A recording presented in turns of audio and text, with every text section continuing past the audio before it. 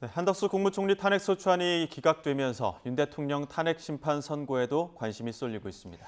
민주당 이재명 대표의 공직선거법 위반 2심도 하루 앞으로 다가왔는데요. 전국 상황 두 분과 짚어봅니다. 조청래 전 여의도연구원 부원장, 최재는 대통령 리더십 연구원장과 함께합니다. 어서 오세요. 네, 안녕하십니까.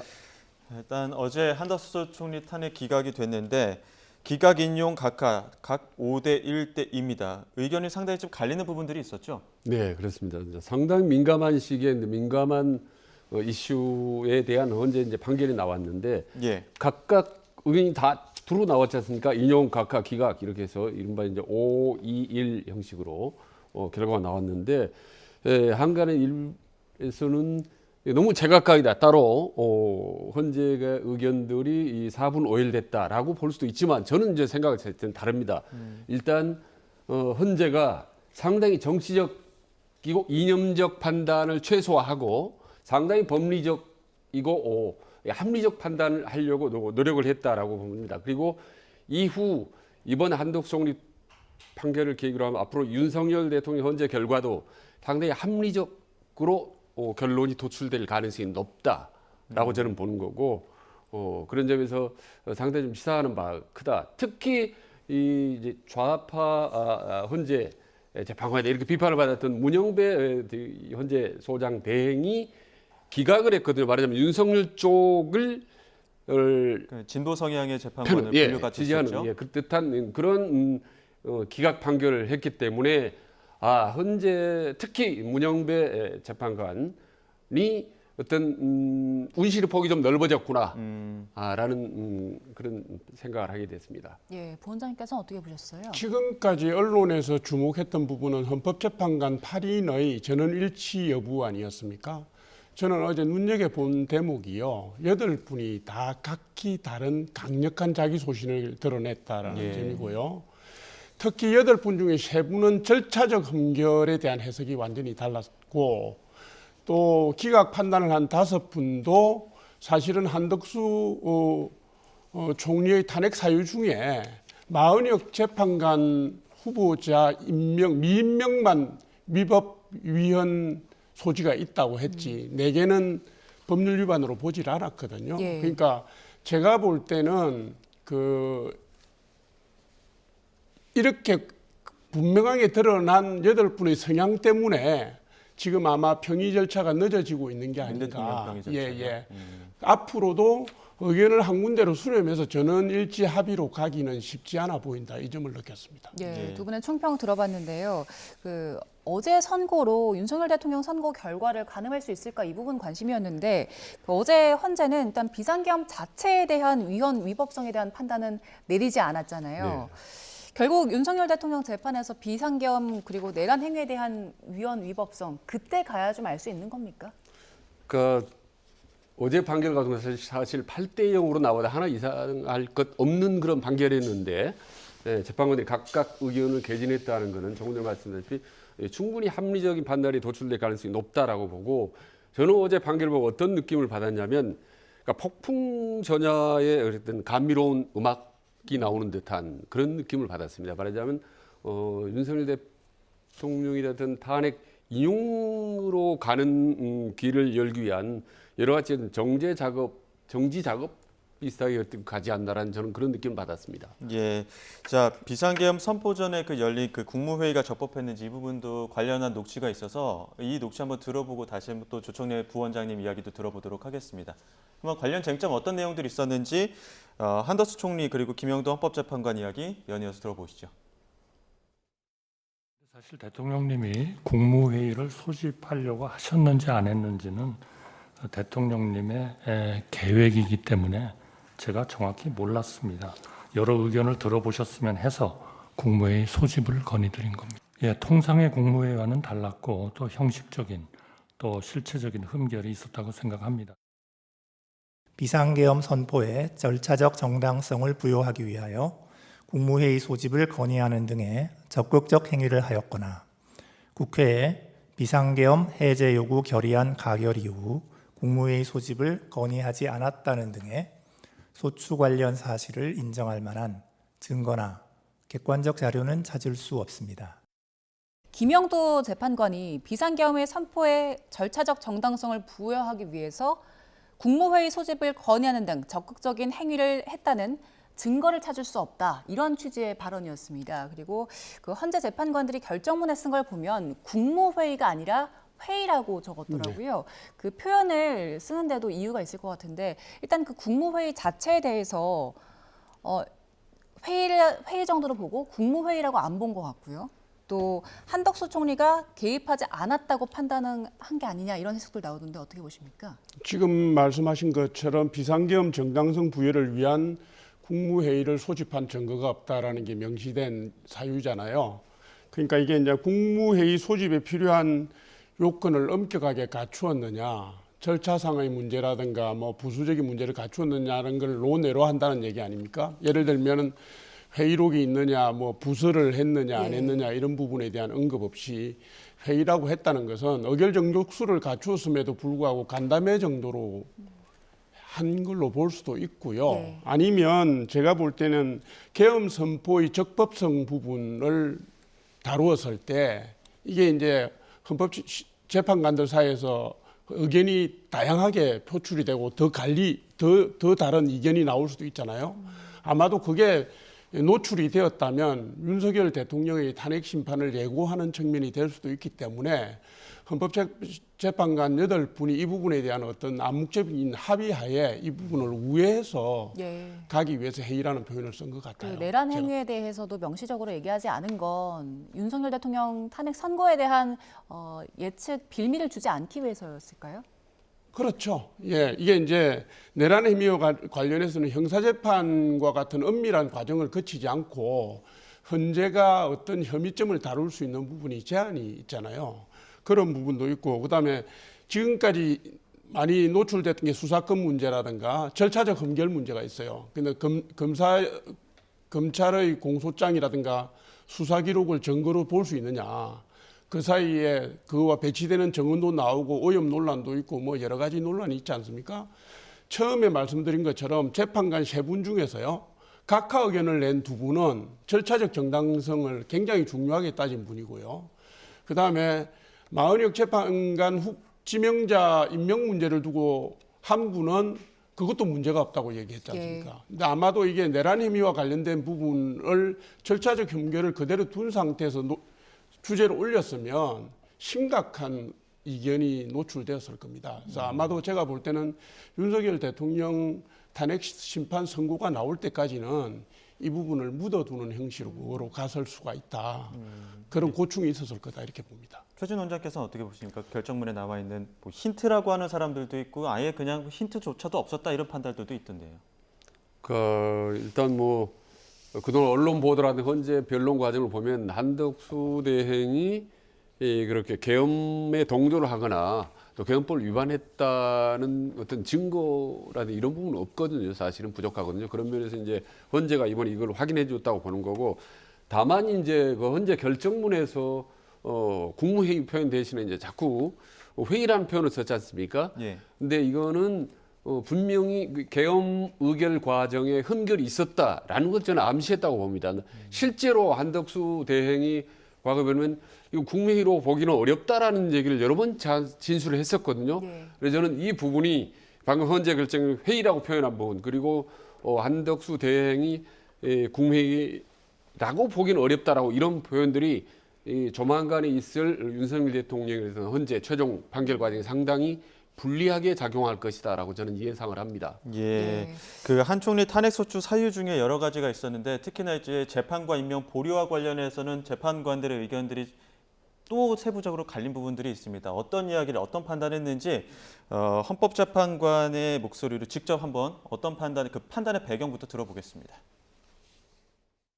피청구인은 국회로부터 재판관 선출 통지를 받기도 전에 거부 의사를 표시하였습니다.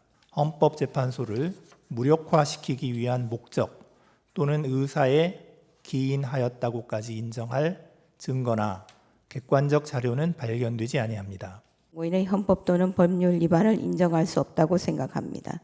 헌법재판관 임명권 행사에 있어 대통령의 자기 의무가 있더라도 국회 선출 재판관을 선출한 후 즉시 임명해야 할 의무가 있다고 보기는 어렵습니다. 피청구인의 헌법재판관 임명 부작위 및 특별검사 후보자 추천 의뢰와 관련된 헌법 또는 법률 위반의 정도가 피청구인의 파면을 정당화할 수 있을 정도로 중대하다고 생각합니다.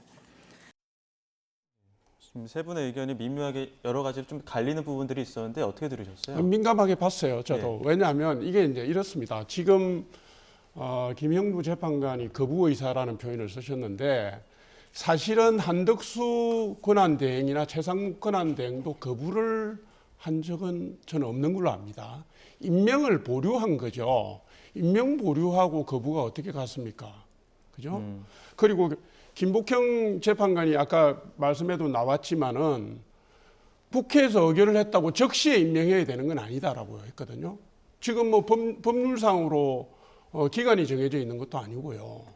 그리고 한덕수 권한대행 같은 경우에는 국회의 오랜 좋은 관행을 따라서 여야가 합의를 해주시면 좋겠다고 입장을 내고 보류를 한 것이기 때문에 이거를 거부라고 보는 건 아니고요.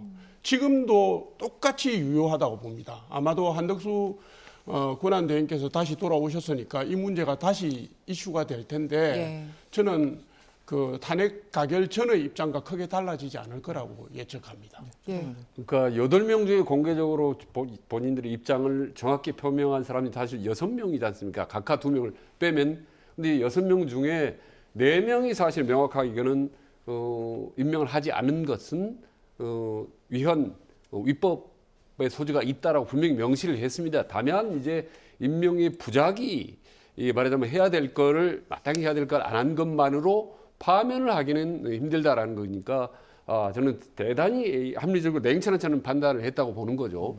더구나 요즘같이 보수와 진보 대결하고 계시는 한덕수 대행에 대한 어떤 위헌 여부 이런 판단 여부가 아주 민감한 파장을 일으킬 때인데도 냉철하게는 본인 의견으로 합리적인 결론을 내렸다라는 부분에 대해서 일단 저는 대단히 긍정적으로 봅니다. 그리고 아시다시피 여야 정치권에서 한덕수 대행이 뭐 탄핵이 인용될 거라고 생각했던 사람 거의 없었습니다. 충분히 예견된 결과였고 그래서 오히려 저는 이 한덕수 대행 결과 이후 윤석열 대통령에 대한 어떤 여러 가지 현재 결과 그림자들이 여러 가지 저는 보이고 예측할 수 있다라는 저는 말씀드립니다. 예. 그리고 그 각하 의견을 가르는 중요한 쟁점이었잖아요. 의결 정족수 문제. 여기에 대해서 그 각하 의견 낸 정형식, 조한창 재판관 빼고는 6명이 모두 151석으로 판단을 해야 한다라는 결정을 내렸는데 이 결정은 어떻게 보셨습니까? 뭐 헌법재판소가 선고를 통해서 낸 결론이니까 토를 달기는 어렵죠. 그러니까 이제 문제는 이제 앞으로 대통령 권한 대행의 탄핵이 있을 경우에 국회 탄핵 추진이 있을 경우에 제적 과반으로 가는 게 판례가 되지 않겠습니까? 그래서 이거는 뭐 중요한 이정표가 되는 건데 사실은 탄핵 소추 이유서에 보면 사유에 보면요 5가지 중에 제가 이렇게 살펴보면 4가지가 대통령 권한 대행으로서의 행적과 관련이 있습니다. 그러니까 탄핵 사유 4가지가 대통령 권한 대행의 행위인데 어떻게 지위만 권한 대행이라는 직위가 따로 있지 않기 때문에 총리에 준해서 간다. 그런 판결을 내렸는지 좀 의아하기는 합니다. 한데 지금 뭐 어쨌든 그런 판례를 만들어 놨으니까요. 앞으로 뭐 다수당은 아무거나 다 할 수 있습니다. 뭐 대통령 유고시에도 대통령 권한 대행도 탄핵할 수 있고 뭐 과반수만 되면 하는 거 아닙니까? 그러니까 조금 우려스럽습니다. 이게 저기 아까 그 국회 추천 재판관 지명자에 대한 부분을 심판할 때도 이런 얘기를 했거든요. 국회의 관행이라고 보기 어렵다 이런 판단을 내린 적이 있지 않습니까? 헌법재판소가. 그러면 앞으로 힘 있는 정당이 국회 추천 재판관 3명 다 하겠다 그러면 그대로 다 가야 됩니까? 이런 거는 너무 법리에 기초해서 가는 게 아니고요. 우리가 관습이라는 것도 있고 제도 관행이라는 것도 있지 않습니까? 관습법이라는 것도 있고 바람직한 수기민주주의의 결과들은 좀 법리 적용에 있어서 좀 같이 고려를 해주시면 어떨까 하는 바람이 있네요. 그러니까 민주당이 뭐 다수당이기 때문에 사실 탄핵이 밀어서 관철시켰고 또 그걸 추후에 어떤 헌재가 사후에 인정해준 셈인 거죠.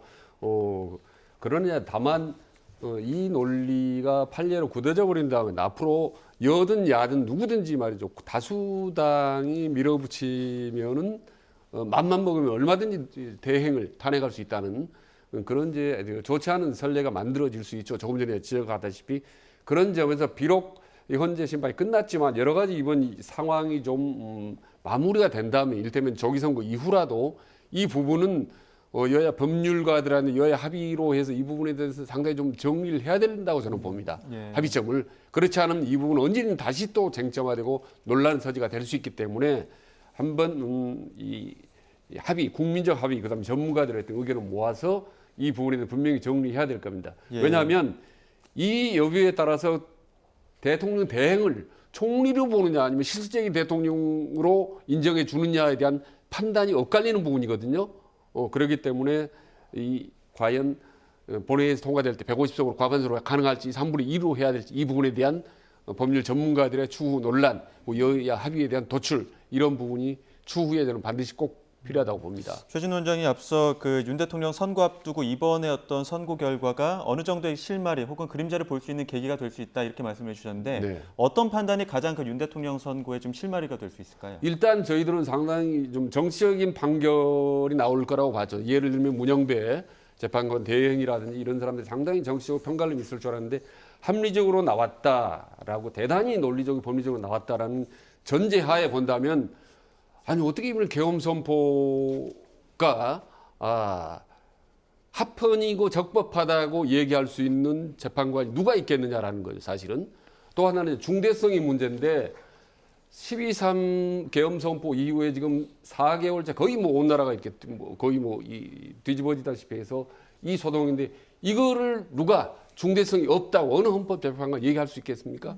너무나 당연한 저는 이 계엄의 어떤 위헌성 그리고 이 불법성 이런 부분을 충분히 입증할 수 있는 헌재 재판관들의 여건을 유추해서 갈 수 있겠다라는 저는 네. 판단하는 거죠. 최 원장님께서는 어느 정도 윤석열 대통령의 그 탄핵 심판 선고 결과를 예측을 해볼 수 있다라는 말씀 주셨는데 부 원장께서는 어떻게? 저도 그렇게 봅니다. 우선 첫 번째로 내란죄 부분, 내란 혐의에 관련된 부분을 철회한 부분 있잖아요. 그 부분에 대한 언급이 전혀 없었고요. 예.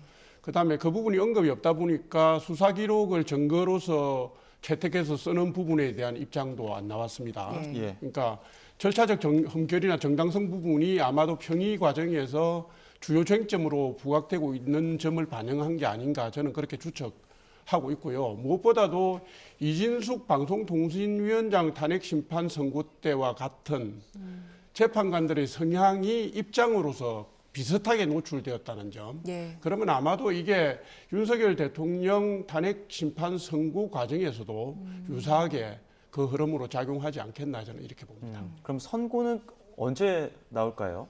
지금 뭐 4월 18일 이전으로 보면은 4월 달에 4월 4일, 예. 그다음에 4월 11일, 3월 28일 세 번 남았거든요. 금요일 기준으로. 예. 근데 이번 주는 아시다시피 월요일 날 한덕수 총리 그 탄핵 심판 선고가 있었고 목요일 날은 저기 일반 예. 헌법 소원된 일반 사건에 대한 아마 정기 선고가 선고가 있죠. 있을 거고 그런데 금요일 날 다시 하겠습니까? 뭐 언론의 보도에 의하면 20년 동안 일주일에 2건 이상을 한 적은 없다고 그러니까 아마도 그 관행을 따라가지 않을까요? 그렇다면 4월 4일 아니면 4월 11일인데 예. 제가 볼 때는 4월 18일 날 문영배 이미선 재판관 퇴임을 앞두고 일주일 전에 하기는 좀 부담스럽지 않을까요? 아마도 헌법재판소 입장에서는 4월 4일 전후로 결론을 내려고 하지 않을까. 저도 뭐 동의합니다. 지금 기존의 노무현 박근혜 전 대통령이 재판관으로 평균 한 2주 정도 걸렸거든요. 근데 지금 이제 한 달 가까이 걸려서 상당히 지금 시간이 늦춰질 만큼 늦어졌기 때문에 지금 뭐 한 주 더 앞당겨나 혹은 전혀 의미가 없다고 봅니다. 근데 과연 이번에도 이제 이번 주에도 여전히 가능성은 남아있지만 적다가 보고 이미 두 사람이나 한덕수, 이재명 대표를 선거하고 그 다음에 또 대통령 하기는 좀 부담이 됩니다만은 그럼 뭐 한 주 늦춰서 4월 첫째 주가 가장 적절하다고 저는 봅니다. 예. 예. 현재 입장에서 볼 때도 그렇고 국민들 입장에서도 그 점은 저는 적당하다고 보는 겁니다. 예. 어제 선고가 나온 뒤에 여야는 제각각 입장에서 앞으로 그 윤석열 대통령 탄핵 선고에 대해서 전망을 했는데요. 잠시만요. 지금 예. 저희가 지금 오늘 전국 소식은 여기까지 듣도록 하겠습니다. 잠시 또 라이브 또 이어지는 현장 연결들이 있어서 오늘 전국 대담은 여기까지 마치도록 하겠습니다. 지금까지 조청래 전 여의도연구원 부원장, 최진 대통령 리더십 연구원장 두 분과 함께했습니다. 고맙습니다. 고맙습니다. 네, 고맙습니다.